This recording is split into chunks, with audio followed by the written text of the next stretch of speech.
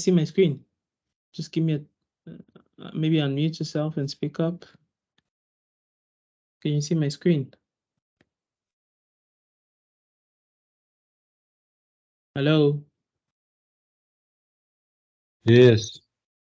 All right.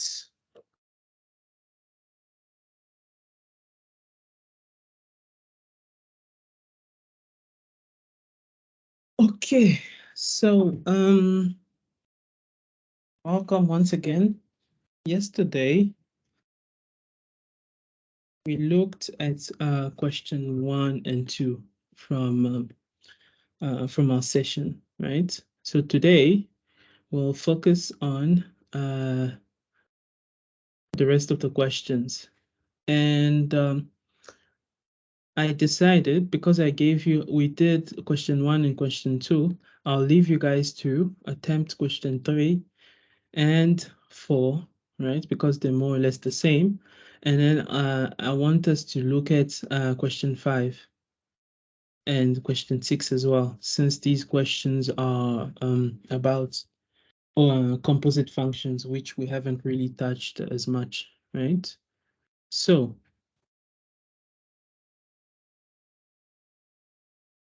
right, so here we have f of x, which is equal to x plus 5, g of x, which is equal to root x, and h of x, which is equal to x squared. And we're asked to find this whole function here. So here, what we do is we'll start from inside and go out, right? Hopefully you guys can understand what I mean. So we'll start by finding the composite functions of the functions that are inside the big brackets, and then as we move along, we leave the inside brackets to go to more towards the outside brackets, right?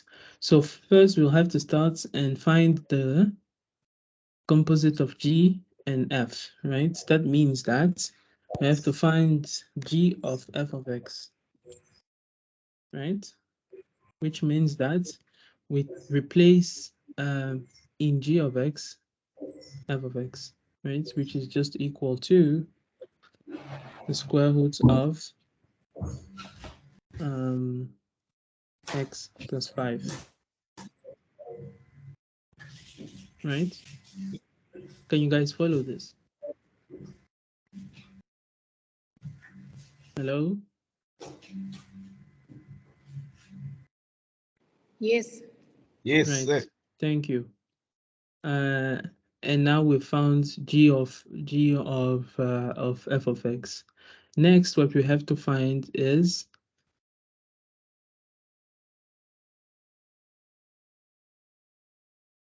next we're figuring out what that is, and that basically means we just subtract h of x by the function that we just found here. So this is x squared minus the square root of x plus 5,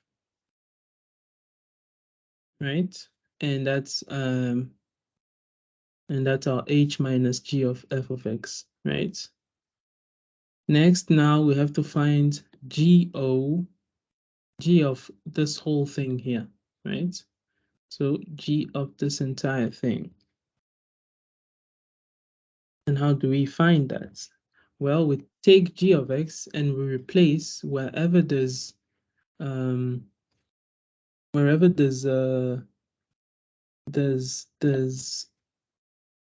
there's x in g of x, we replace this by this whole function here that we found, right? That means that we will have the square root of this whole thing here, which is x squared,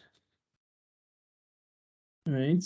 Minus the square root of x plus 5.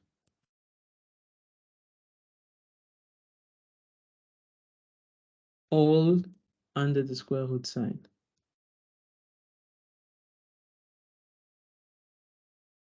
There you go. right? And then now we asked to find, and this whole function that we just figured out, we need to replace x by 4 and find out what it gives us.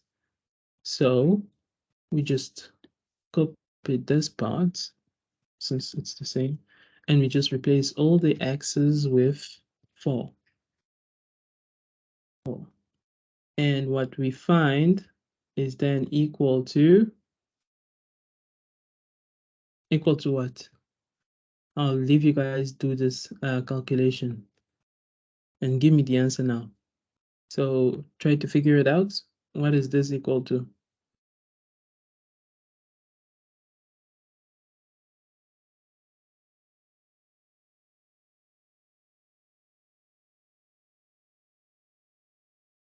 I'm waiting, guys. Without using a calculator, remember, you're not allowed to use a calculator for these the module. I use 13. Sorry? Root 13. Right. 13. Thank you. So root 13. That's the final answer. Thank you. Right. So now moving on to the next one. The next one is an interesting one, right? So, and it's a bit more involved than the previous one. So here we're given the function f of x, which is equal to x cubed minus 5x squared plus x minus 7. And we asked to find a function g of x such that when you replace in f of x that function g of x, it gives you this. So when you take the composite of f and g, you find this whole thing here. So now here, to figure out this, you will have to, you need to use a few tricks, right? And this is very important, so please follow along. I know some of you guys were having issues with this, so please follow along, right? So now, we have to find g of x such that when you substitute it back into f of x, you have this, right? Now you can clearly see that the function, the composite function here, has the same degree as f of x. What's the degree of f of x first, if I may ask? You guys have done this before, so what's the degree of f of x? 3. 3, right. So you've done that. Now, I see a hand raised. Please mute yourselves so there's no interference, because I can hear some interference in the background. Anyways, so you know that the root of f of x is 3, and the root of g of x is, the root of the composite function, sorry, is also 3. What that means is whatever the degree, whatever the function g of x is, right? So we have to write first, since both functions have the same degree, it means what? It means that g of x, right, which is the function that we are trying to figure out. Let me just copy that and use it to write g of x here. So remember, what you're trying to do is you're trying to find g of x. So whatever g of x is, it has to be in the form ax plus some constant b.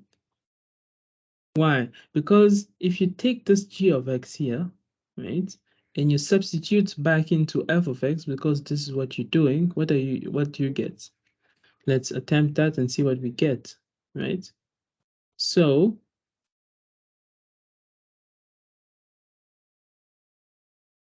if you take, right, f, right, let's leave it like that, f rho g of x, which is just equal to f of g of x.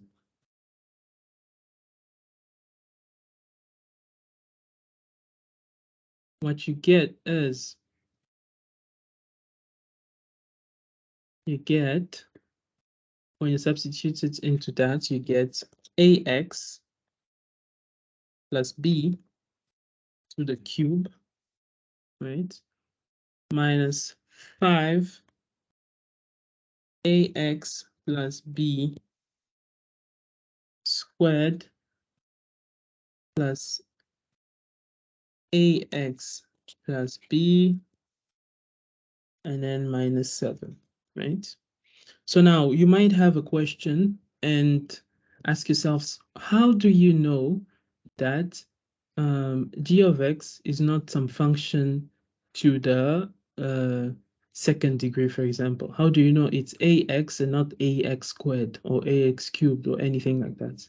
How do I know that? Well, it's because since you substituting g of x into the original f of x, if g of x had any degree higher than 1, right, you would have, let's say, for example, if we said that g of x had the degree of square, so if we had a squared there, and you substitute it back into the f of x, the original f of x, it would be what? It would be x squared cubed, which gives you a degree higher than 3, which is not consistent with what the function, the composite function that we are given is, because they have the same degree.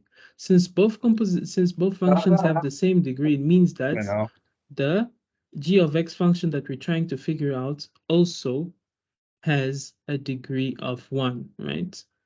It must have a degree of 1, so that when you substitute it back into the original f of x function, you still get a degree of 3, right? Because 1 cubes is just it's just 3, right? So what I mean is x cubed, x to the 1 cubed is just x cubed, right?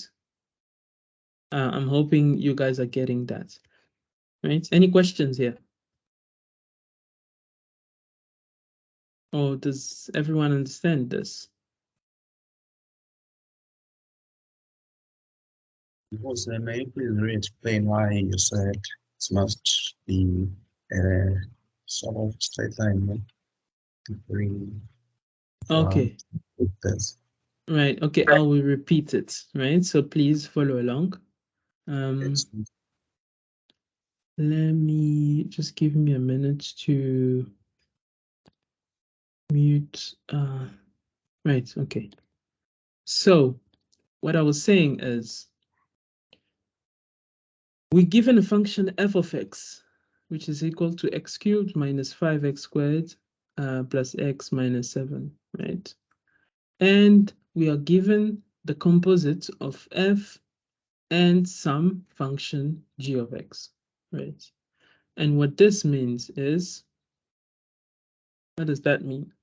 So it just means that they took the original f of x, right? They took the original f of x and substituted, right? So let me just write it down. They took the original f of x and substituted wherever there is x in f of x with the function g of x, right? Such that you get this function here, 27x cubed plus 90x squared plus 78x minus 2, right? So that's what it means. But now, why is that important, right? Because we can already look at the degree. So you have to look at the degree of the composite function and the degree of the original function, right? Because if you go back to maybe the previous example that we did here, right? We had the original function was f of x plus 5, and f of and g of x was square root x, right? what that meant was we can clearly see that the degree of f of x is 1, right? And in here, in the square root sign, x also has a degree of 1, right? Or more like 1 over 2. But when you substitute f of x into g of x, you can clearly see that the composite function takes the degree of g of x, because g of x is the function in which f of x is being substituted. So when you substitute g of x in our example now, if you substitute g of x into the original f of x, right, it has to, if it's of the first degree, it has to take the same degree as the original function, which it does because we've already noticed that they both have the same degree. Now, if you had, for example, let's say, for example, you had 27x to the 5 there, right? What that would tell you is whatever g of x is, it has to be to the second degree, right? To the second degree such that you would have the fifth, right? Such that you would have the 3 plus the second degree, so 3 plus 2 be equal to the fifth here, the fifth degree, right? Does that make sense? Can you guys hear me? Yes, Yes. Okay, right.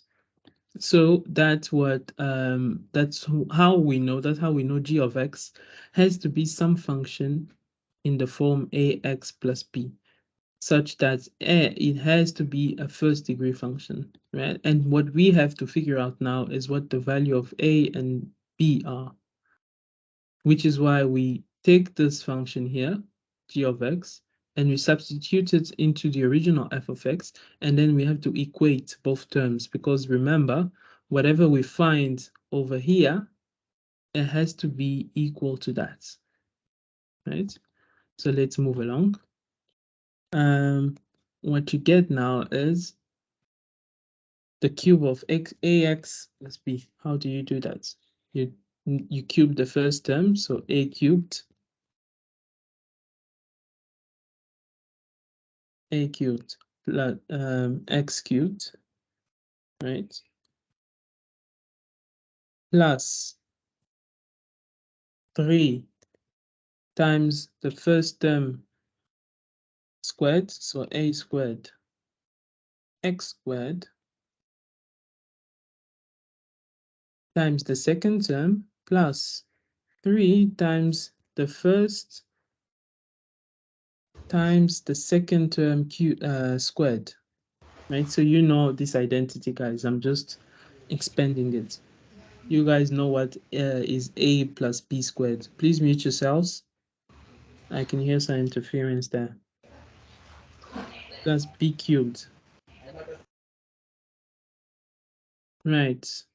And then this is minus 5 ax plus b squared. So that is just equal to a squared x squared plus 2axb plus b squared, right? Plus ax plus b minus 7. I hope you guys are following along, right? So let's rewrite all of this and clean it up. This now is equal to, when you take out the brackets, what do you get? A cubed x cubed, which is the highest degree. And then here we have a term in x squared. So we'll put together all the terms in x squared, which is this one here and this one there, right? Multiplied by the minus 5. So what you get is plus, open a bracket, 3,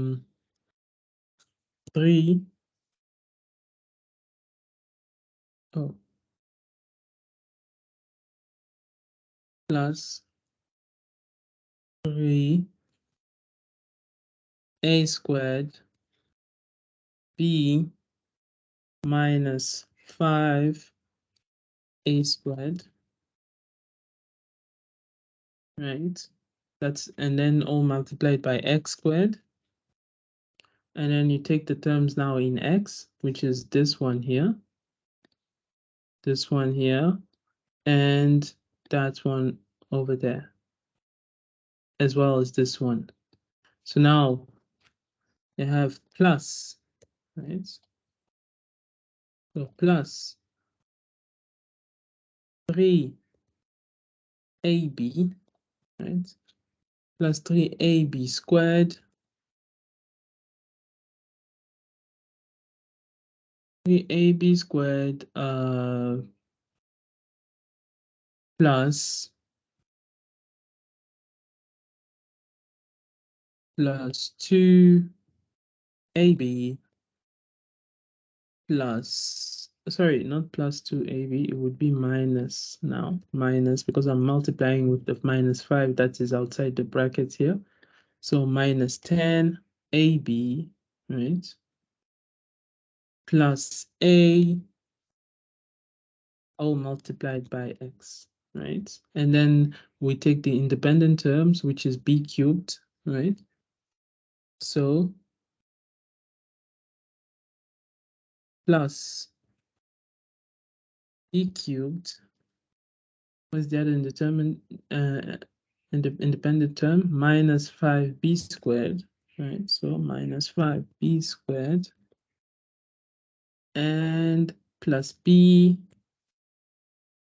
minus the 7 that's there. And this is what you have now. Right.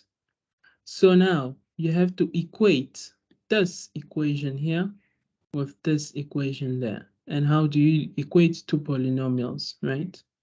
You have the coefficients of the terms with the same degrees, the terms in x with the same degree, have to be equal, right? Right? So if we call this equation, let's call it equation 2, and let's call this original one here equation 1. When you do 1 must be equal to 2, what do you get? What do you get? You get that, right? You get that 27, which is the coefficient of the term in x cubed, must be equal to, sorry, give me a minute. 27 must be equal to the term in x cubed, which is here. So it must be equal to a cubed. Also, right, so I'll write down all the equations. The term in x squared, which is 90. So 90 must be equal to this here. This, what's in the bracket here in front of x squared. Because remember, the terms with the same, the coefficients of the terms with the same degree in x must be equal, right? And then the 78 must be also equal to the term in x, which is this whole term here.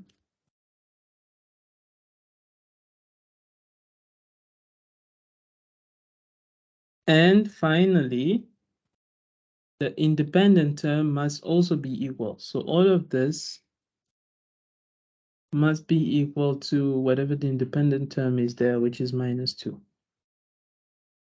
Right. So basically what we have here is 4 equations, right? So 4 equations with 2 unknowns, because remember the unknowns, the 2 unknowns that we have are A and B, right? And using the first equation, we can already determine what is a, because if you have 27 is equal to a cubed, all you have to do is take the cubic root on both sides, and that just means that a must be equal to, remember, we have to consider both signs. So a must be equal to 3 or minus 3, right? So now we'll determine if it's 3 or minus 3 based on whatever the other expressions tell us here, right? So what else can we do here?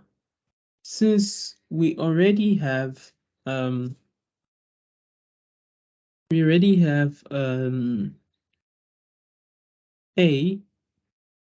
what we'll do is we'll choose the first, we'll try with the first option first. Let's consider that a is equal to 3, and then see if we find b using the following equation. If it doesn't work, then a must be equal to minus 3, right?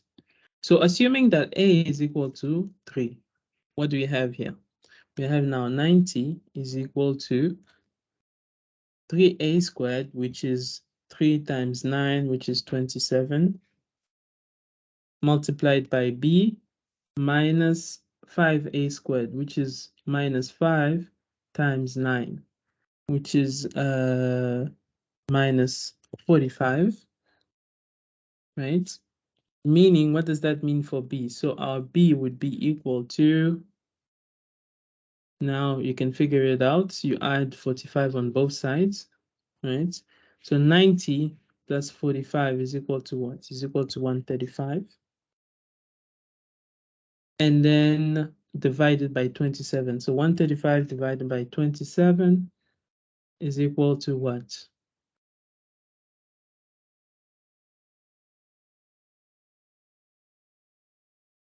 Right? You can figure that out. Now, if you take, remember also that B and A have to respect the other equations here. So since we already have our B here, right? Let's substitute it back into this equation and see if we get the 78, right?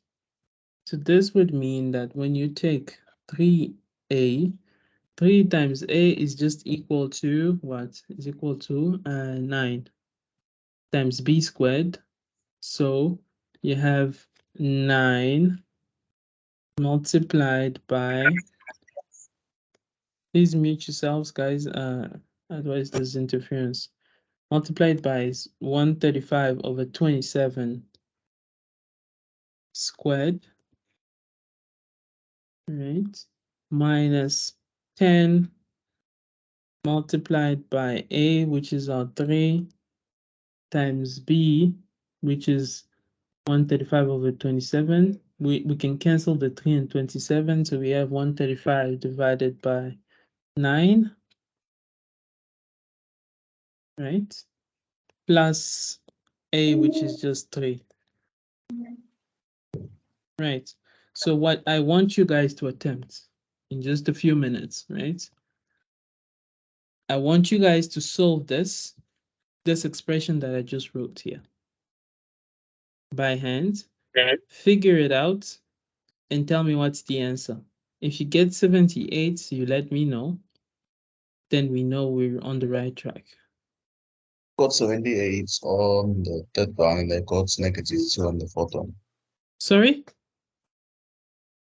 Yeah, so it's true. I got 78 and -2. Oh, you got 78 and -2. Yes. For these, using 3. Yes, using 3 and this, yeah, 135. +5. Sorry? Using 3 and 135 over 27. Yes. Right. Okay. So then you guys know you're on the right track. Okay. So basically, that is how you have to approach this. because those two values, they have to uh, satisfy all four of these equations. If even one equation is not satisfied, then you know you have to go with the other expression. And it's important to note that A can be either one. Okay, so you don't just consider 3, you have to consider the option of -3 as well, because there's no restriction, right? In the question, they don't tell you whether or not it's a positive value or a negative value, right? But also, you can sort of tell, right? Again, remember, it's all about some subtle tricks that you can use. How could you tell that it's 3 and not -3 as well, right? You could tell that it's 3 and not -3 because when you have 3 cubed, right? 3 cubed gives you the 27 that is there, right? Because when you substitute back into f of x3 there, it would be 3 cubed, which is minus 27, exactly as that. But if you substituted -3, it would give you minus 27, which doesn't agree with the composite function that we have there. Do you guys understand that? Just please confirm.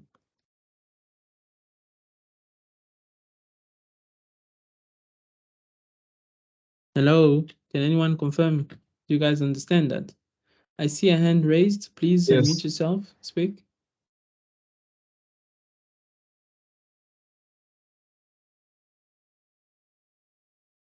I see someone raise their hand. Unmute yourself and ask a question if you have one.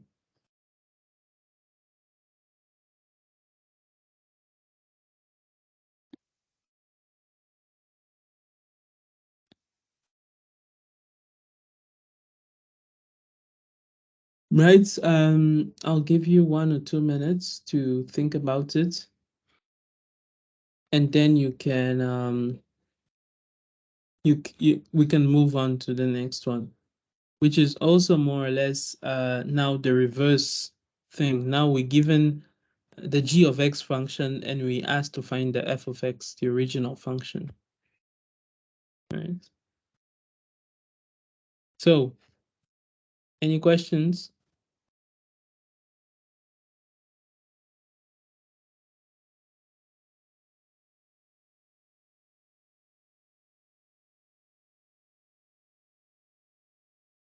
One more minute and then we move on.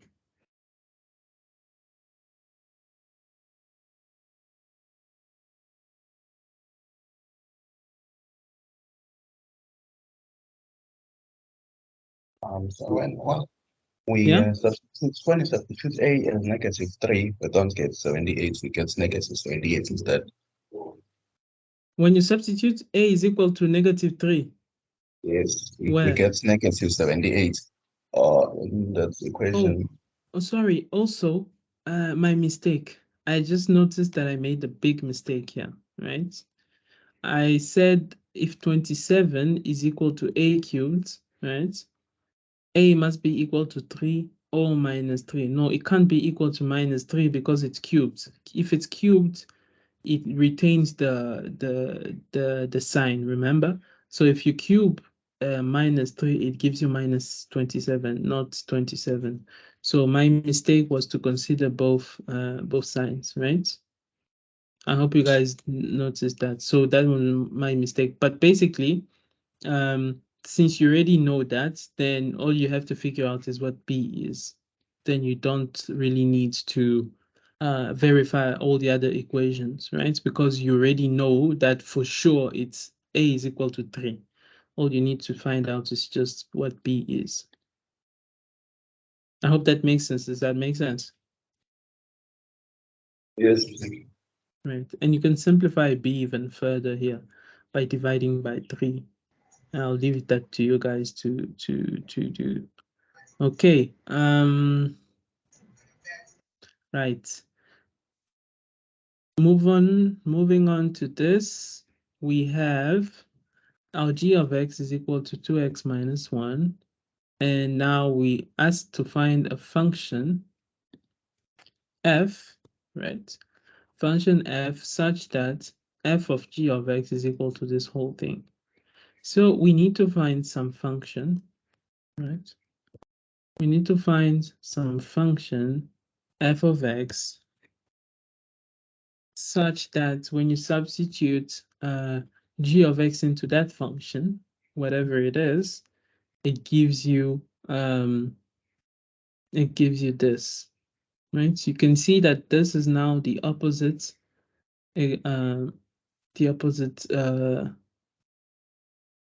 case to the previous question, right?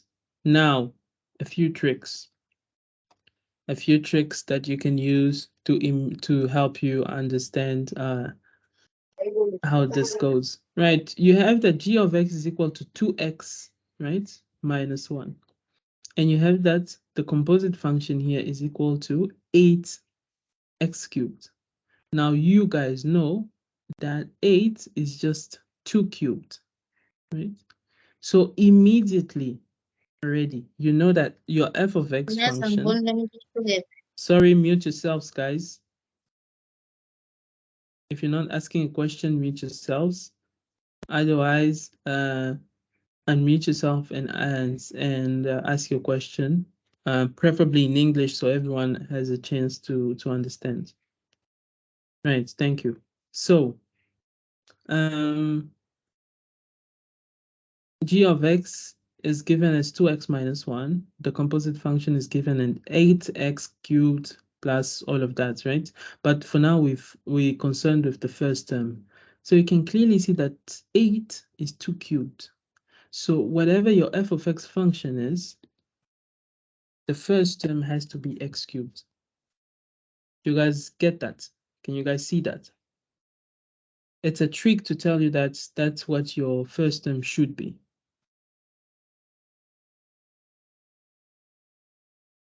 Hello, can you guys hear me?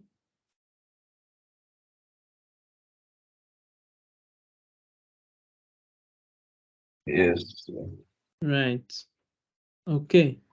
Yes. So now, since you already know Yes. that the first term is x cubed, all you have to find is the other terms. Now, since it's a cubic function, you need to find, in our case now, it's 8x squared plus xa squared plus some other term b in x plus, let's say, a constant term that we don't know.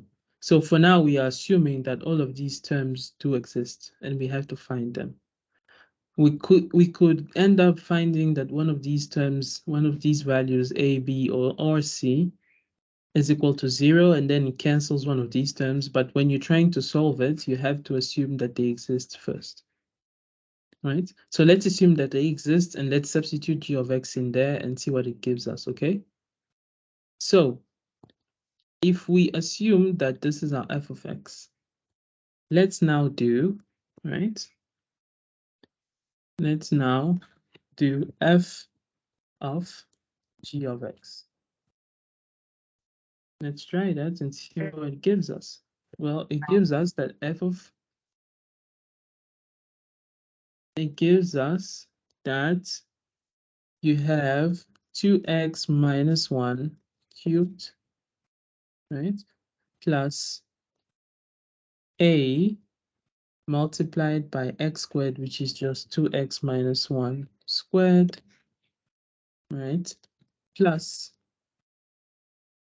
b multiplied by 2x minus 1 plus c, which is our constant that we don't know. Now, if we expand this, what do we get?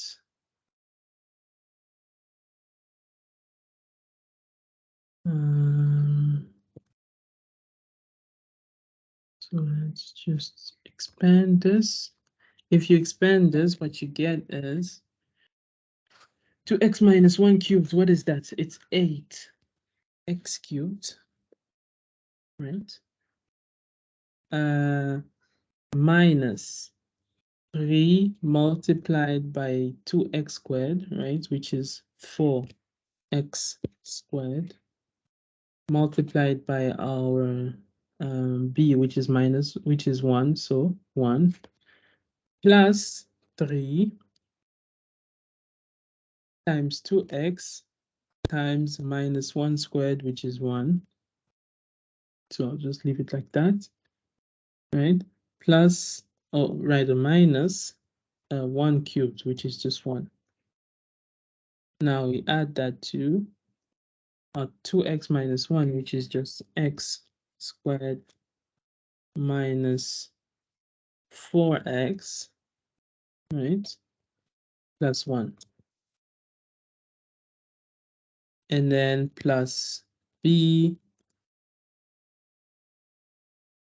2x minus 1, we'll just leave it like that for now, plus c. Right, so now our job here is to combine all the terms in x cubed together, all the terms in x squared, and all the terms in x and independent terms together. Right, so there's only one x cubed, so it just stays 8x cubed. How many terms in x squared there are? There's this one here, which is minus 3 times 4, which is minus 12. And this one here, which is a times 4, which is 4a. So we have plus minus 12 plus 4a all multiplied by x squared. Remember, we're grouping the terms in x together, right?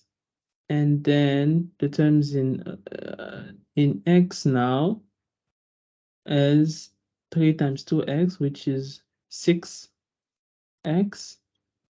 plus a times minus 4, which is minus 4a. So we have plus again, 6, right? 6 minus 4a plus 2b multiplied by x. And then the independent terms are minus 1 here, plus the a times 1, which is a, plus the b times minus 1, which is minus b, plus the c. So we have plus here, minus 1, right, plus a,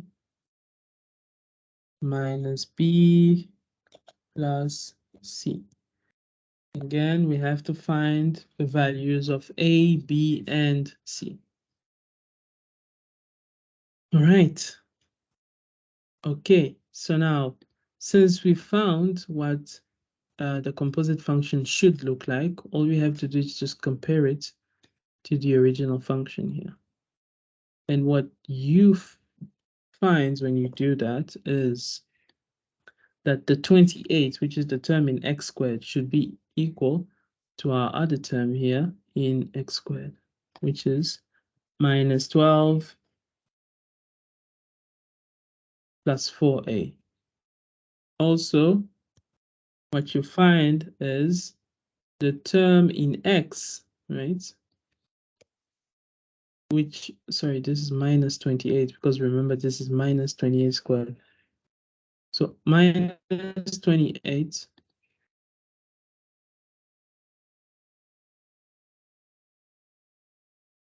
and then the term in x is 28.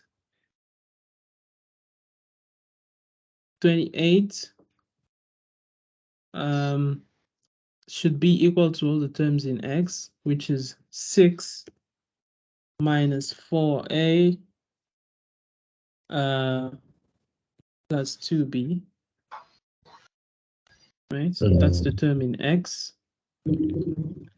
Please mute yourself. Thank you. Right. And the term, the independent term. Hello? Is there a question? Yes. Wait, just give me a minute. Guys, just give me a minute. I'll be back.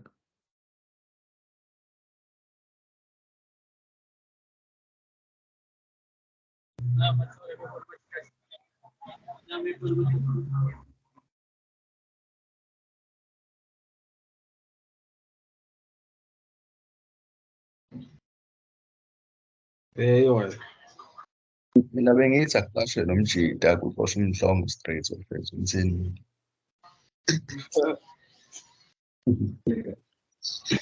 Danko, Danko. Danko lapho. Guys, am I the only one who's having their screen cut? Because igcina la the substitute khona o2x minus 1. Ayiveza amanye ama-steps lawo alandelayo. Nami njengamanje ayiveli ngithi ngiyabuka iveli yonke i-live training siyafana. Mina ngithi ngiphakamisa isandla-ke guys, uyathula uJonathan, sasinikeza minutes. Because as understand manje, since we didn't see ama-steps lawa alandelayo, sizwe i-voice thina, we didn't even see the steps. Uthule Jonathan.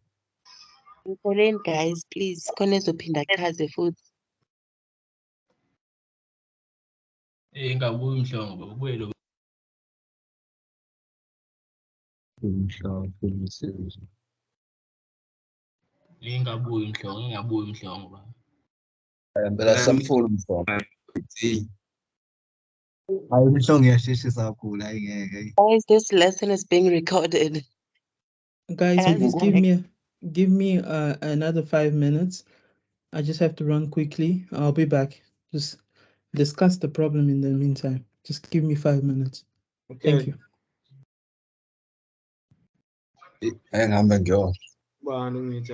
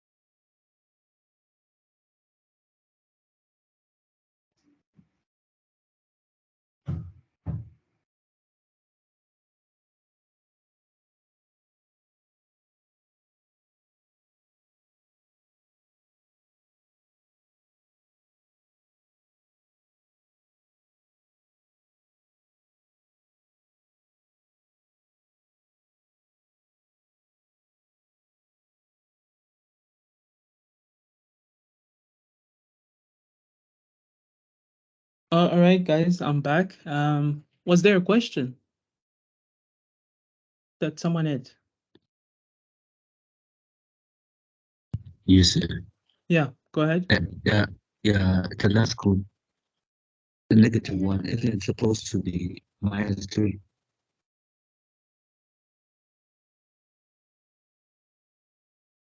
Sorry, well, can you repeat that again? The last grouping, so the -1, isn't it supposed to be -3? Where's the -1?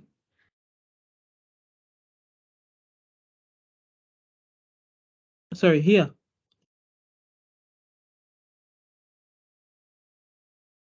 The last grouping, -1. Sorry, can you just show me?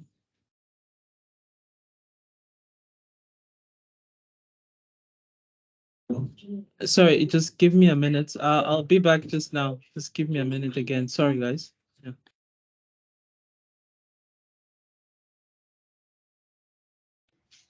Hey, how long is this base thing, man?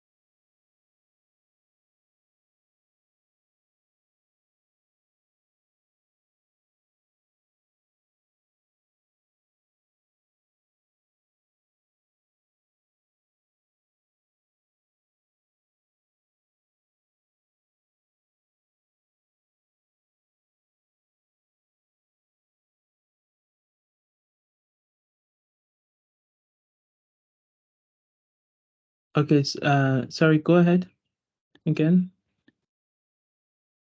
Yeah, I was saying that step number 4, improving. This one step. here. This one. No, the up one. This one.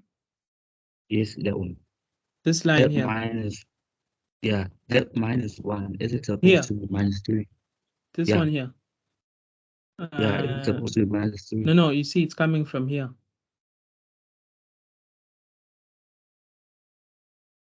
It's the Yeah, minus isn't one it from much? there. Sorry?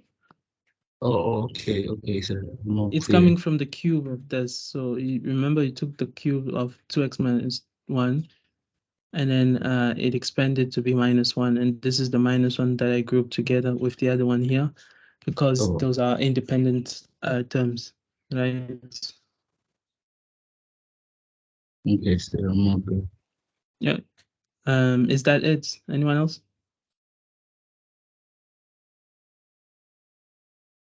I have a question. Yes, go ahead. On the 1, 2, I think that's the second step. From Of the second step of substitution. This one here. Yes, right there where you've got your cursor. Isn't it supposed to be 3 times like you've got? Okay, so the inner bracket, I think that's a mistake there. The bracket This one here. in the inside, yes. Mm-hmm. Because essentially we're saying 3 times 2x minus 1. So that's 3 Yes. times. No, okay. So that bracket is. Yeah, no. I think I get what you mean. It's just you can just add another bracket there, but it doesn't change the. So basically, this is the third term of. Sorry, go ahead. Yeah. But okay, so because it's 3 times 2x minus 1 times 1 squared. So we're taking out the 1 because it's times 1. But yes. Because the thing is, what I'm saying is, it's sorry. it's gonna change. It's gonna change. Sorry, I'll do that again just so we understand, right? So it's the 2x minus 1 cubed, right? The 2x cubed is 8 cubed, right? 8x cubed, right? And then minus 3 times the first term cubed, right? Which is 2x squared. Sorry, times the first term squared, which is 2x squared, which is 3 times 4x squared, right? Yes. Multiplied by the second term, which is -1, right? So it's minus 3 times 4x squared. Yes. Right? Plus the third term, which is 3 times the second term, sorry, the first term, which is 2x. So 3 times 2x multiplied by the second term, which is -1 squared. So multiplied by -1 squared, which is just 1, and I didn't write it there. So there should be a 1 there, multiplied by 1, but I didn't write it because it just cancels, right? Yeah. And then minus the third term cubed, which is -1 cubed, which is just 1, -1. Okay, I see my mistake. It's fine. Thank you. Okay, no problem. Anyone else?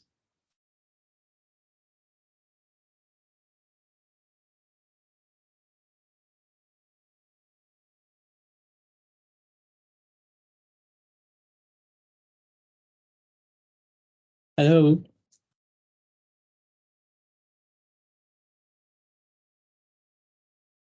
Okay, so I'm assuming, yes, I see a hand raised. Is it possible to have the rest of the questions done on the whiteboard so we can clearly see? Because Which one? The other ones here? Yeah, the rest of the questions. On which way? During the Friday session? No, isn't now. Okay, no, technically, remember, we're not supposed to just do all of them, right? But we do most of them, right? So that's what I do. I do most of them, and then you guys attempt the rest, and then we have you can always, as I said, we can always discuss any issues that might be raised. Right. I'm not sure if you understand me.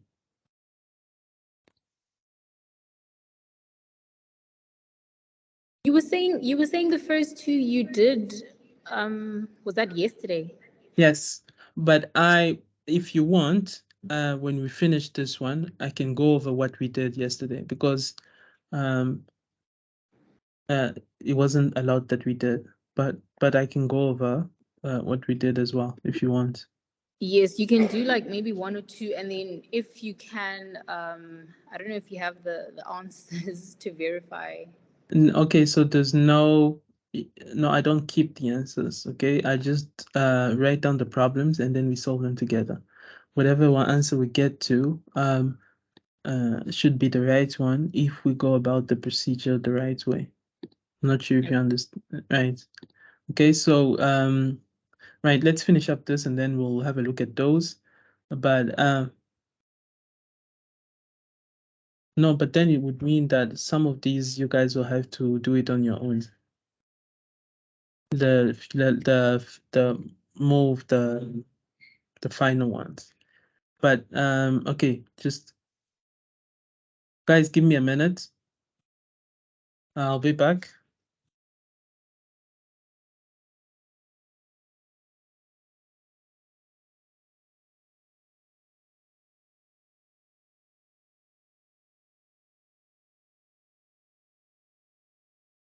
All right, okay. So the last equality that we need to make is just, sorry.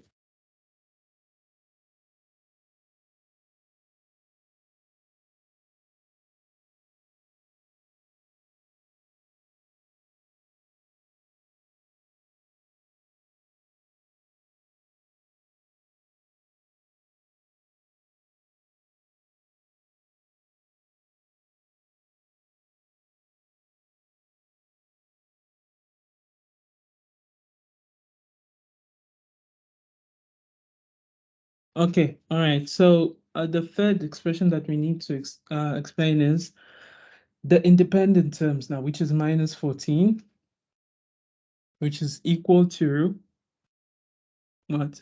The independent group of terms here, which is this one here.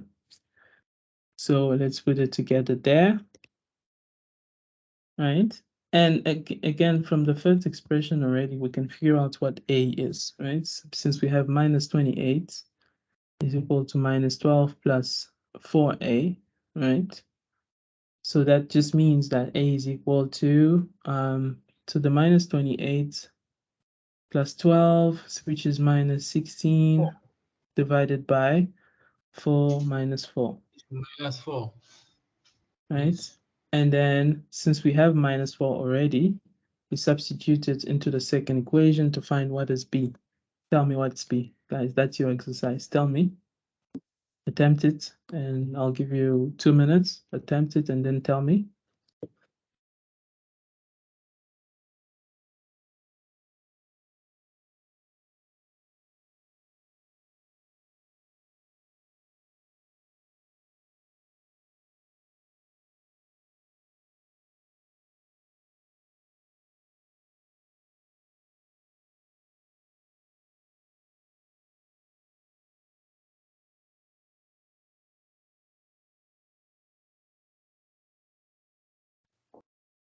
B is 3.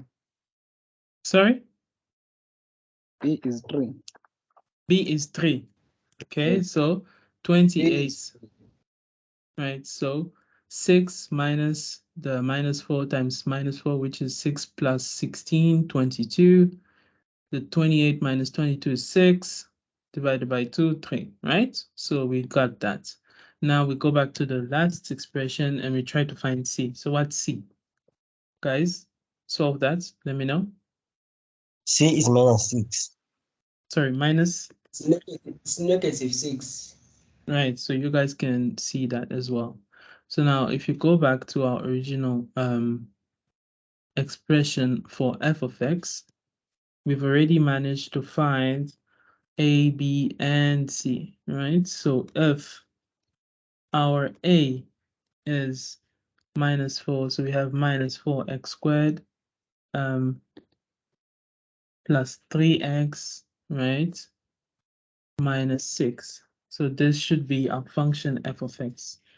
And the way you know this is right is you take the g of x that we have here, you substitute, you plug it into the f of x, right? And then you should be able to find this, the original equation in the question, right? Now, let's go back to the problems that we were doing yesterday. I can see we're really going over the limit. So what I'll do is I'll look at them, the first two that we did yesterday, and then the limits questions, I'll leave them to you guys. These are basically identities that you have to manipulate to get to solve, right? And yeah, and then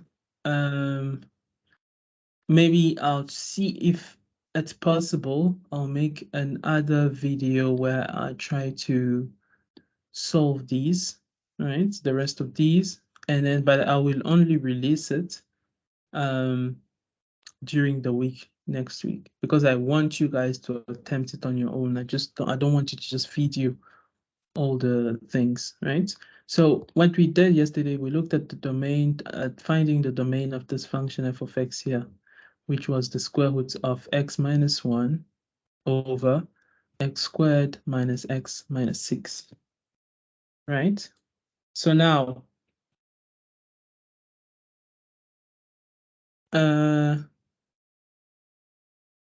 sorry, I just see that there's a few people that have their hands raised.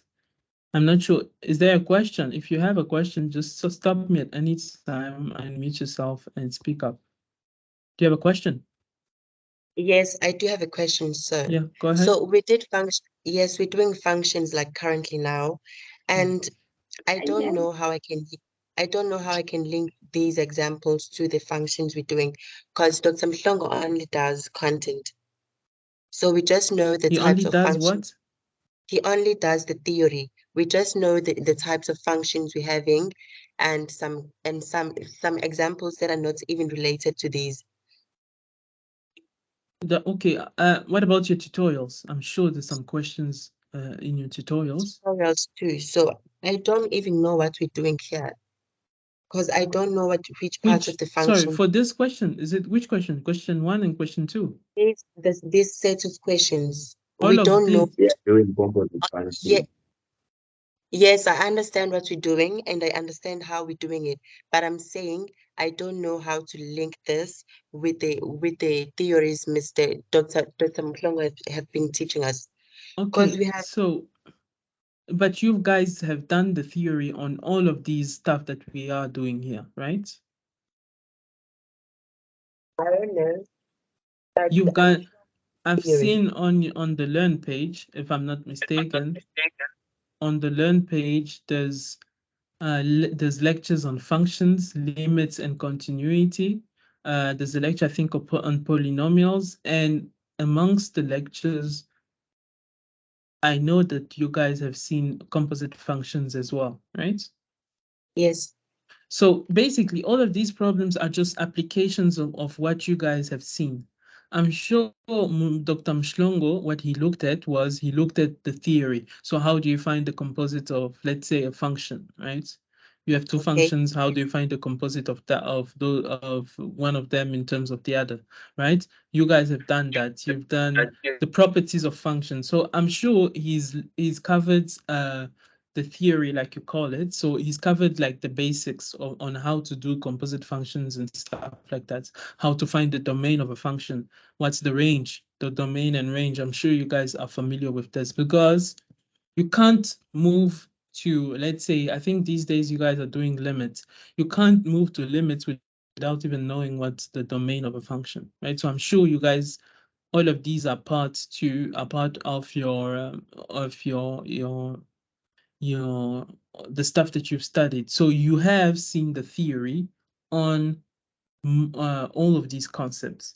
So what you guys have to do, because Dr. Mshlongo is not there to solve the tutorial for you, Okay, so Dr. Mshlongo gives you the lectures, right? He gives you questions, exercises sometimes in the lectures, but you also study the content. So you focus on the content.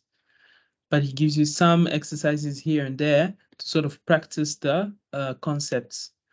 But what you also have to do now is go to the tutorials. So the tutorials cover now more in depth all the concepts that you guys are doing in class. And that's what happens with your tutors. So when you go to see your tutors and stuff and they ask you, do you have any problems with the tutorial questions? You are supposed to have already attempted them at home and then bring any issues that you have with them, because the tutorials are supposed to sort of solidify all the concepts that you guys have studied in class. And then now the SI sessions are more like extra on top of the tutorials, where we look at broad general questions, but also related to the content. And we look at some like past tests or exam type questions to sort of let you guys know what's the level that you should expect in an exam and how you can go about an exam or a test and how you can go about doing well in those assessments, right? So that's because in the tutorial you guys won't look at past exam questions. That's not what the tutorial is there for, right? But in these sessions, we can look at some of them, especially when we will be doing like test prep sessions. We'll be looking at a lot of these types of questions, right? So I'm hoping that that covers the question and I was able to answer the query that you had. Sorry, can I just quickly see question 7 final answer again? There's no final answer. Oh, right. Yes, there is. Sorry, I wrote it down. This one. Yes, -6. Okay. Okay, thank you. Right. So going back to the first one, what we're looking at is the domain of a function, which I'm sure this is part of like the first 3 lectures that you guys did also. It's at the beginning, but it's important because you will see these types. And like I said, I mentioned to the group that were there yesterday, most of these questions from the worksheets are from previous exams or tests or anything like that. Please mute yourselves, guys, if you're not speaking or asking a question.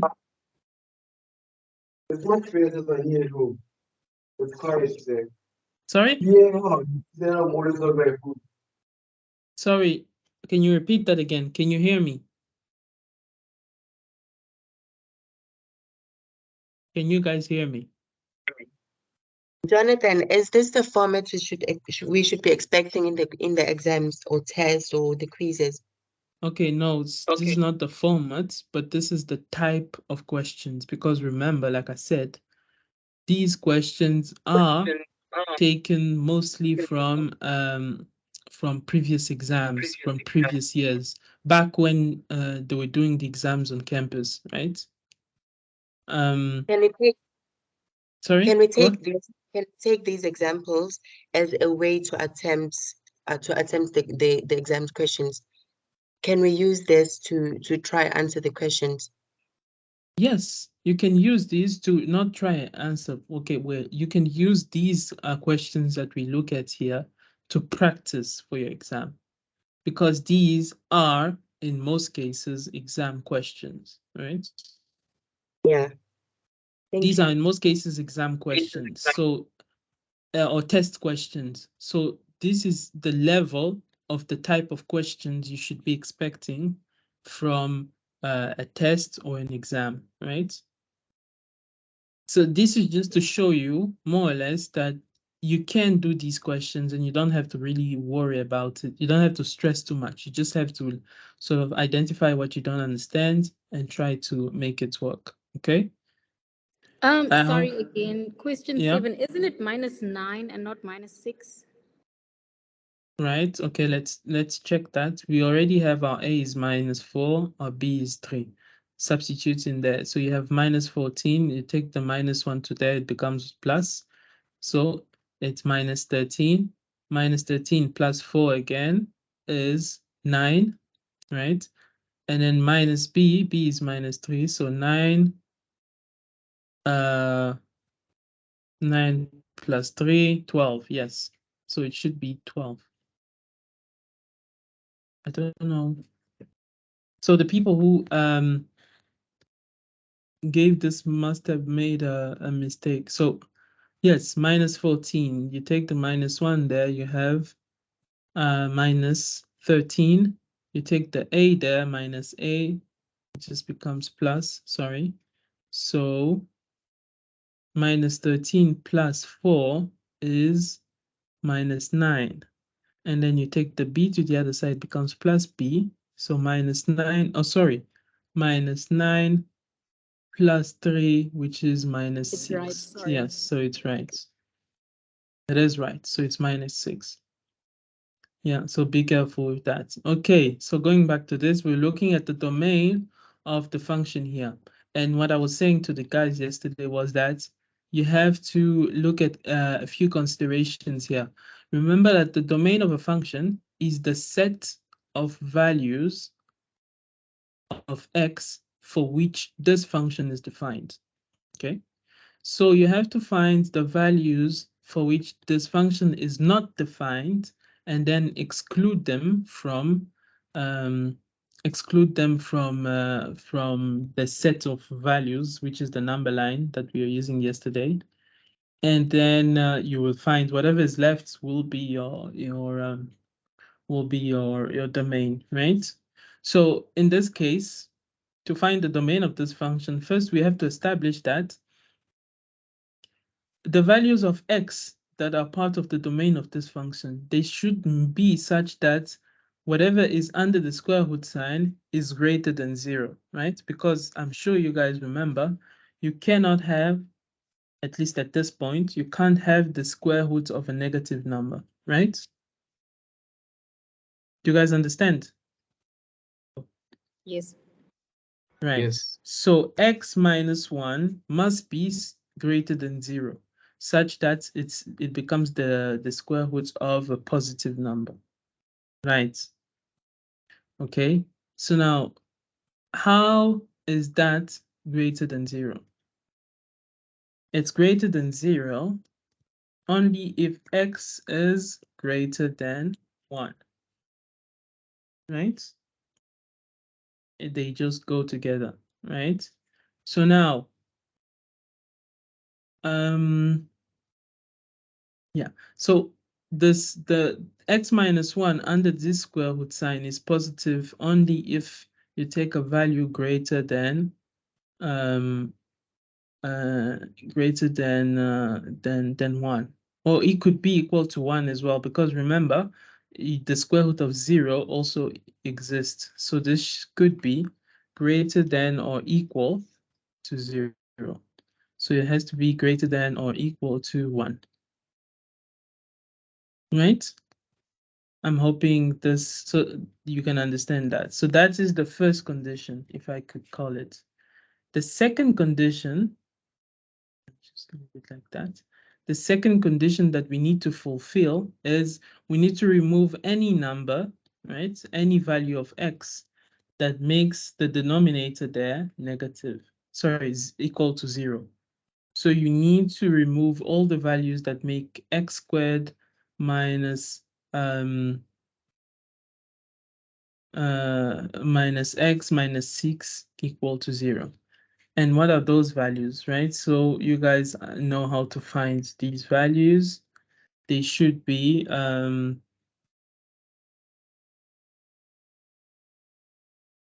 right. So the two values, basically you have to solve for the zeros of this quadratic equation. And I'm giving you guys 2 minutes to do that. So solve it and give me the two values of x for which this quadratic equation is equal to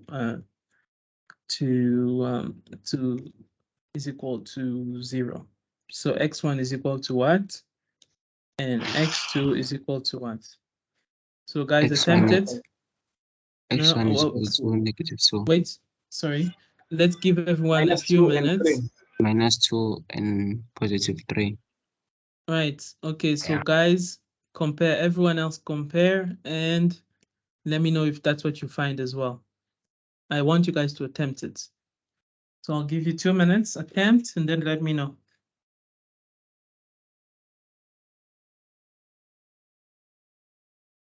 If it's equal to -1, then it's undefined.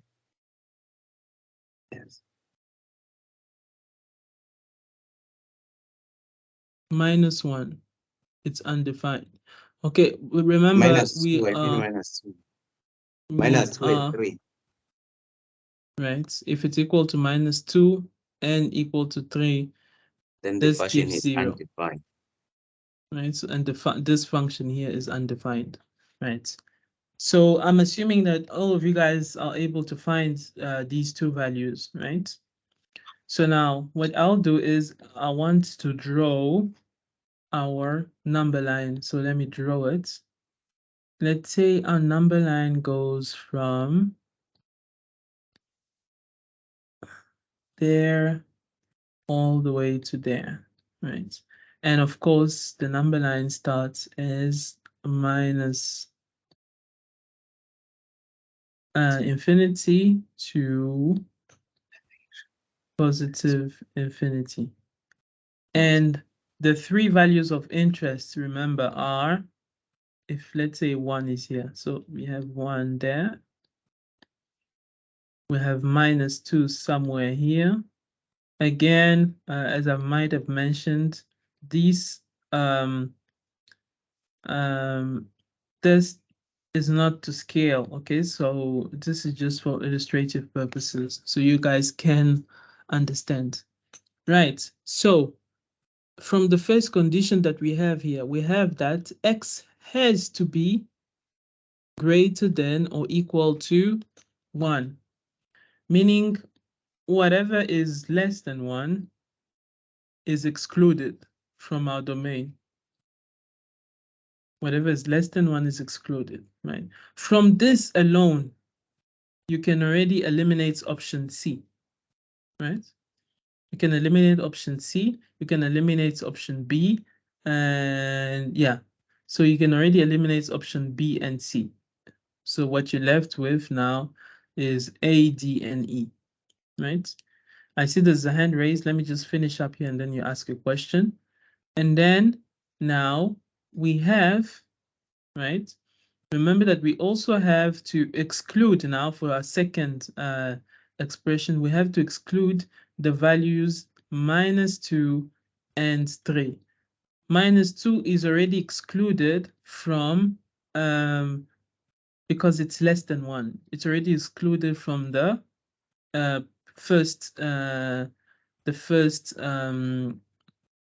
first condition here.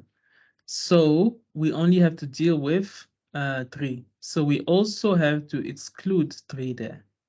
Remember, we are including 1 because 1, if you plug in 1 here, you have 1 minus 1, which is √0, and √0 does exist. It's just 0. So we are including 1, we are excluding 3. Knowing that, you can already go back to you can exclude option E as well. Why? Because when you go from 1, remember here 1 is included, but they didn't exclude 3. So they just went from all the numbers from 1 to positive infinity, which tells us that it's wrong because they have to exclude 3. So you have to go from 1 to 3 excluded, and then from 3 to positive infinity. And what option is that? D. Option D. D. Right. There you go. So the correct answer is option D. Now, I saw there was a hand raised. You can ask your question. Go ahead. So say why we didn't exclude A because it's starting with -1. Sorry, what? Why we didn't? Why we didn't exclude A? Exclude A. Yes. We don't need to exclude A because we already found that the right answer is D. So we're looking for the right answer, remember? So if you already have excluded B, C, and D and E, right? And you find now that D is the correct answer, you don't even have to look at A anymore because you know that D is the right answer. But if we had to exclude A, you can do it as well because you know that you're excluding all the numbers that are less than 1.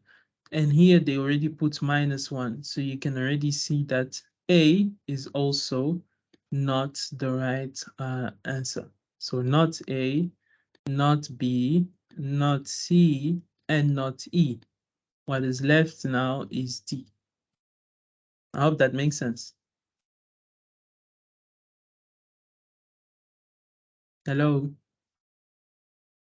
Yes, it does make sense. Right, thank you. Any other question? Yes, Sorry? I'm asking a question. Is just do we use the square brackets on one to indicate that we're only considering anything that's from 1 to positive infinity? Where, like, you mean this type of Answer brackets for here? D. This one here? Yes, with D, Okay, yes, so we use. this one is to Can I me. continue? Yeah, go ahead. Yes. Are we using the square brackets on 1 to indicate that the domain has a restriction of 1 up to positive infinity? As in, we cannot go back. We cannot We go. cannot go after. We cannot take anything after the -1, after the positive one. You mean before the positive one? Anything less than 1. So 0, for example. Yes. So we cannot consider that. Yes. Is that why we're using square brackets? No. Okay, no. We use the square. So we use the square brackets here to mean that we are including 1, the value of 1, right? Yes. So the 3 here, you see, for the 3 here, we're not using the square brackets, we're using the other type of brackets, right? We're using just the normal brackets here, right? Yes. You can see that. And that's because Yes, we are excluding 3. We are not including 3 because when you plug in 3, we are not including 3 in our domain because when you plug in 3 into the function, you make the denominator equal to 0, which so we want to makes make the function undefined. Yes. So we are basically excluding all the values of x that make this function here undefined. Undefined. Yes. Okay, thank you. Right. Okay. So basically we are taking all the numbers from 1 to 3 excluded, 1 included, 3 excluded. And then from 3 excluded all the way up to positive infinity excluded. And you guys know that positive infinity and negative infinity are always excluded because they are not real numbers. They're just symbols to indicate very high values, very high or very low values, right? Okay, any other questions?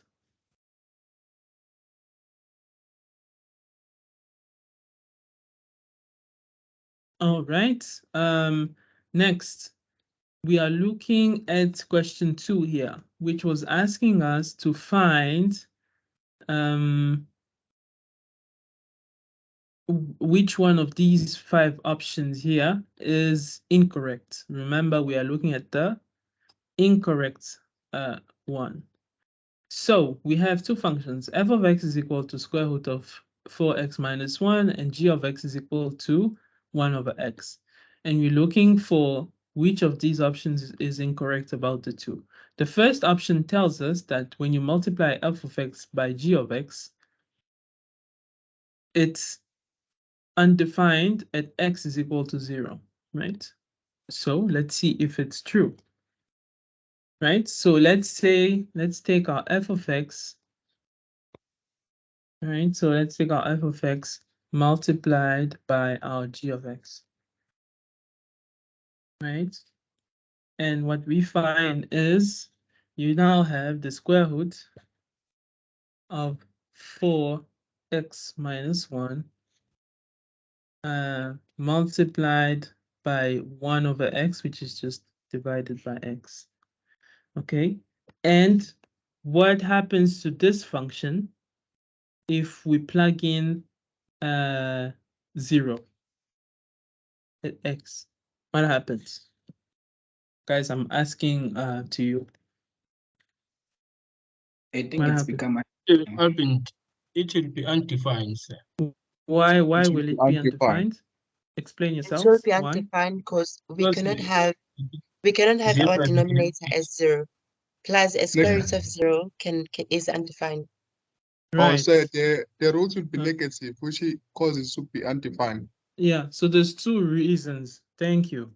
There's two reasons. First, because you will be dividing by 0, but also because whatever is under the square root will be negative, which is not allowed. Okay, at this point. Right. So now, meaning it is true that when you multiply f of x by g of x, the function that is resulted, which is this one, is not defined or undefined at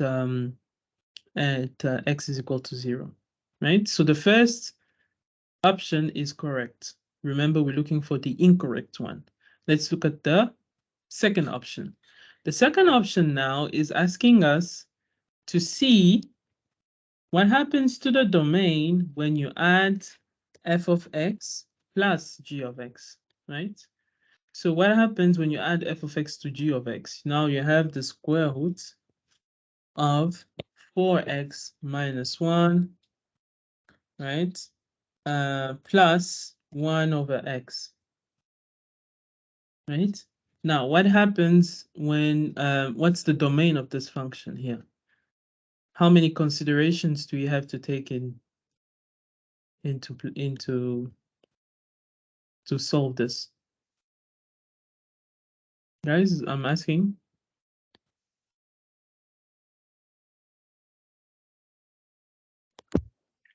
first one. It's supposed to be x is greater than 0. So ax is greater than 0. Why greater than 0? Because why not less than 0? Because if we put 0 in the square root of 4x minus 1, the roots become negative. Okay. That will cause undefined, and 1 over x, if we put 0 as a denominator, is going to be undefined also. So you've already, again, here we're going from, okay, so let me just push this down here. We're going again from, remember, minus infinity to positive infinity. And we've already identified that 0 is going to be a problem. So 0 is the first value. What other value do we have to take into consideration to find the domain here? Because there is another value. And we've already established that we'll be excluding 0, right? So let's put the cross there to say we are excluding it. What else? Must be greater than 0. 1 over 4. Sorry? Yes. Positive 1 over 4. Positive 1 over 4. 1 over 4. Does Yes. everyone understand where we got that value? Yes, sir. Yes, yeah, I do understand. If you don't understand, feel free to ask.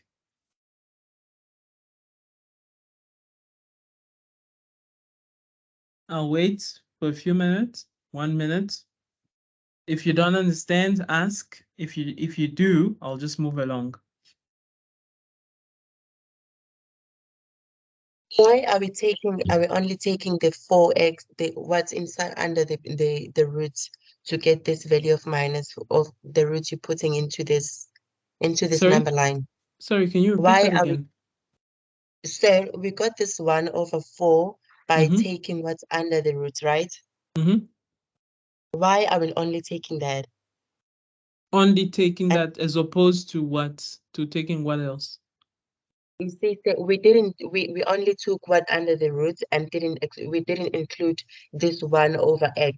What is the Yes, reason? but okay, so we've already taken care of the 1 over xy because we've looked at 0. Remember, we are Okay. we've already excluded 0, which Yes. makes this a problem.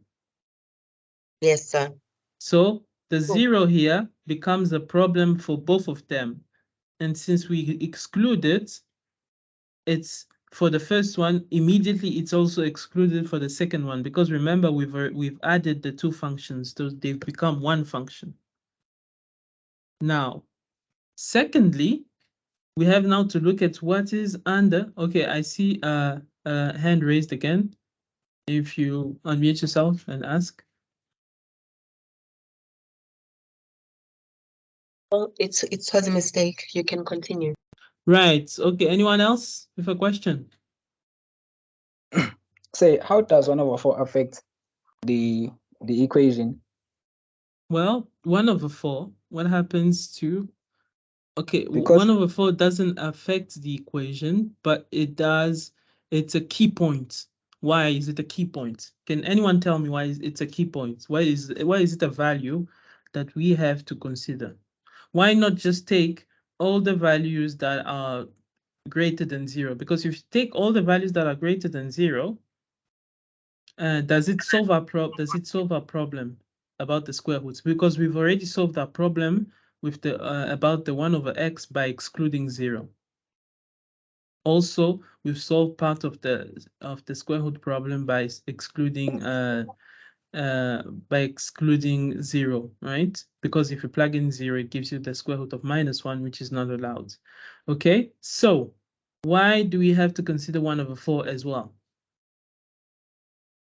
In other words, why not just take the domain to be from 0 all the way to positive infinity? Why stop at 1 over 4 and see what happens?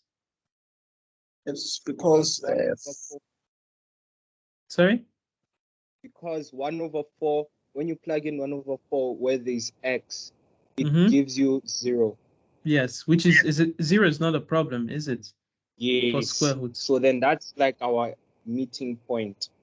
So that means any number that is, I think, greater than 1 over 4. Yes, greater than 1 over 4, it gives you a negative. Any number that is greater than 1 over 4 gives you a negative. Is that correct? So actually, not really. Mm-hmm. Yes, Because if you but take then, 2, yeah, if you take 2 that is here, 2 doesn't give you the negative value. or actually numbers which are less than 1 over 4. Numbers which are less than 1 over 4. Yes. Okay. So if we take, for example, what? 1 over 5.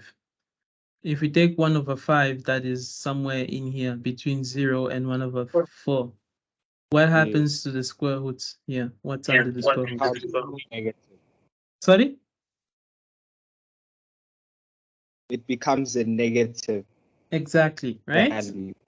So that is why we have to consider Yes. 1 over 4 for the person who asked the question. 1 over 4, as Musa said it, thank you, is a meeting point. It's a critical point because whatever is taken between 0 and 1 over 4 gives us a negative value under the square root. So we have to exclude this part as well, right? And we have to take now our domain from 1 over 4, right, all the way to positive infinity and exclude anything that is between 0 and 1 over 4. Please mute yourselves, otherwise people won't be able to hear me. Right. Okay. Yes, so that's it. So our domain now is 1 over 4 included, remember. So square bracket again for the person who asked the other question. Included 1 over 4 to positive infinity, which is always excluded, right? So B, option B is also correct. We've already established that it's not A, it's not B. So we have 3 other options to live. And again, right? The question tells you, usually, what the question should say is which one of the following statements. It means as you go about eliminating statements, so which one are not the answer. As soon as you find one that is the answer and that is incorrect, because in our case, we're looking at the incorrect statement, we're looking for the incorrect statement. As soon as you find one that is incorrect, you immediately have your answer. So you know there's no two statements that are incorrect. Okay, so the question usually tells you. But in our case, it tells us which of the following statements is incorrect. So here it tells you that there's only one statement that is incorrect, and that's the one you should be looking for. So looking at the question is also important here.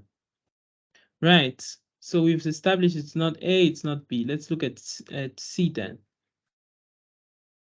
C tells us that F composite of G of X is neither even nor odd, right? And what we said yesterday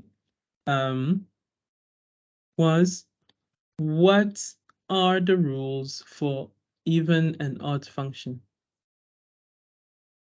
So for even functions tell us, again, this is something that I'm sure you guys have seen with Dr. Mshlongo. F of X is equal to F of minus X. That's what it means when they say a function is even. And they say that a function is odd when what? You guys tell me. What's the rule for Function will be odd. A Mhm. function will be odd if it will be odd if f of minus x will give you a negative function. F of minus right? X. Yes, in the notes we had f of minus x, whereas Is we're equal. told if it. So can I continue? If it's Yeah. if this f of minus x gives us a positive function, therefore that is even. Therefore, Right. if we have the f of minus x giving us a negative function, therefore we have an odd function. There you Right? go. Am I correct? Yeah. Right. So F of minus X must be equal to minus F of X if the function is odd. Right. So thank you. So these are the two rules that we have to figure out and use to find out if the composite of the two function respects either one of them. Right, so let's find the composites now. We have to find f of g of x. Right. And guys, this will be the last question because I see we've already run way past time. So f of g of x is basically you take f of x and you substitute in f of x g of x. So you would have the square root now of 4 multiplied by x, which becomes now 1 over x. So 4 divided by x, sorry, not 4 divided by 4. 4 divided by x, right, minus 1. Okay, so that's your composite function. And now you have to find what is, right? What is f of minus gx, right? So basically you substitute by minus, you substitute x by minus x in this original function. And what you get is, right? You get minus, so you get 4 over minus x, which is just minus 4 over x, minus 4 over x minus 1. Also, we need to find what is, we need to find what is minus f of g of x. Just give me a minute. Let me finish to write down this. And this is equal to that. Please mute yourself if you're speaking.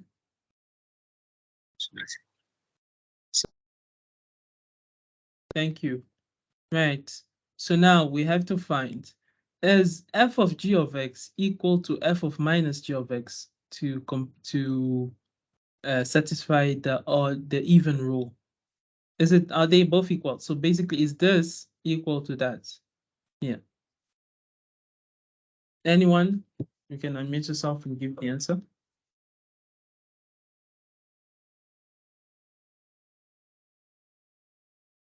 Sorry, sir. Can you repeat your question, please? Is f of g of x, which is this function here that I'm pointing to, equal to f of minus g of x? Are they equal?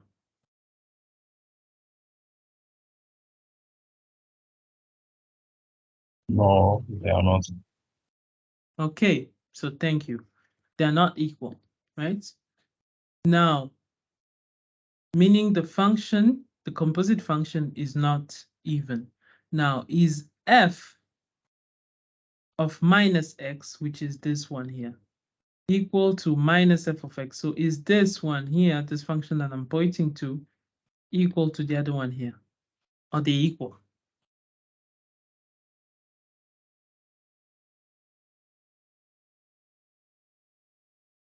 No. No, sir. They're not. Okay, right. So that means that the function, the composite function that we found, is neither even nor odd. So option C is correct, meaning that we have to exclude it as well. So it's not it's not the right answer, because remember, we're looking for the incorrect option. Now we have two options left. We know for sure it has to be. Now the fourth tells us the domain of the composite function is equal to, fifth one tells us composite is equal to, in all, guys, again, this is sort of a trick question, but it's just to sort of test you. Which one of these two of these two options here is easy to prove correct or wrong, correct or incorrect? I think it's E for me. Sorry? It's E. E is easier to confirm, right? If it's correct or incorrect, because we have already found the composite function, right? Yes. Yeah. Okay. So, now are these equal? Because remember, if they are equal, then this option is correct, meaning automatically the incorrect option is this one. So are these two equal? They are equal. Okay, so they are equal, meaning option E is correct. And that means that it's also excluding, because we're only looking for the incorrect option, meaning now option C is the last one. It means that's the incorrect option. Okay, so that is how you can. Why are we saying f of g? Why are we saying f of g? Okay, why are we saying these two are equal? Because in that case, remember, composites. So the composites of f of g of x, right, is equal to the square root. That's one of the options. So is equal to the square root of 4 minus x over x. And we have already calculated that composite, which is equal to square root of 4 over x minus 1, right? And this can be simplified, right? You just put it to the same denominator, and it becomes the square root, right? The square root of 4 minus x all to the denominator of, sorry, to the denominator of x. Oh, okay, sorry. Just give me a minute here. Just a bracket there and bracket there divided by x. Okay, which is basically the same as that. So we have already shown here that these two are equal, meaning this is correct. And remember, we're looking for the incorrect. So we have already proven that A is correct, B is correct, C is correct, and now we've proven that E is correct. So if 4 of the 5 options that are given are correct, and we are looking for the incorrect one, then the incorrect one must be the last one, which is D, right? Without even having to find the domain of this composite function, we can already tell that's the correct answer because all the other ones are, sorry, that's the incorrect answer because all the other ones are correct. Because remember, we're looking for the incorrect of the options here. Does that make sense?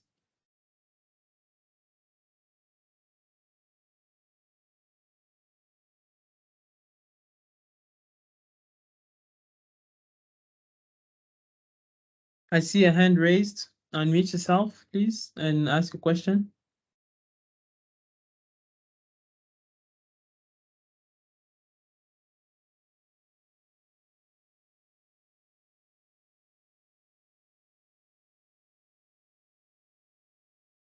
Hello.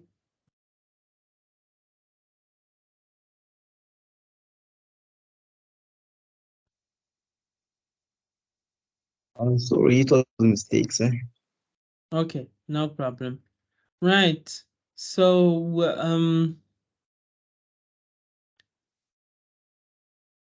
thank you so much for attending, guys. That is it. We've looked at question 1, question 2, question we left question 3 and 4 because they are basically the same as the 2 previous questions. We did question 5, question 6, and question 7. Now, the last 4 questions are questions that I'm sure you guys can attempt using your knowledge of limits, right? So what you should do now is go back to your notes on limits or your tutorial questions and attempt these limits questions. And also, we can have a look at them again sometime in the future. So this is not the end, right? We can always come back to them if you guys have specific questions. But I want you guys to attempt them on your own as well. And then if you encounter any issue, you can always contact me and I will try to see if I can help you out, okay? Or give you some guidance on how you should approach them. Okay, so